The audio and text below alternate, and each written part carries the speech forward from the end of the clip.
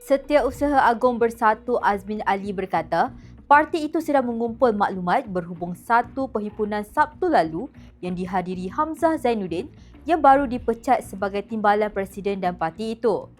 Katanya dalam satu tangkap layar kumpulan WhatsApp yang tular, ibu pejabat sedang melengkapkan semua fakta dan bukti berkaitan perjalanan program di Rumah Kelab Persatuan Alumni Universiti Malaya yang dianjurkan oleh segelintir pihak untuk menyokong individu yang mengisytiharkan Presiden sebagai musuh nombor satunya, dan semua maklumat ini akan dibentangkan dalam Biro Politik untuk pertimbangan selanjutnya.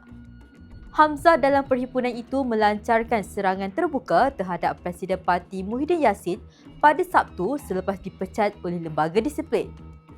Hamzah berkata beliau pernah menjadi penyokong nombor satu Muhyiddin tetapi kini menjadi musuh nombor satunya. Azmin sebelum ini memberi amaran kepada ahli parti supaya tidak menyertai perhimpunan yang dianjurkan oleh mereka yang telah dipecat. Beliau berkata adalah menjadi satu kesalahan untuk bersekongkol dengan pihak yang bertindak bertentangan dengan perlembagaan parti atau membuat kenyataan menghina yang boleh mencemarkan reputasi Bersatu. Azrin Zainal, FMT.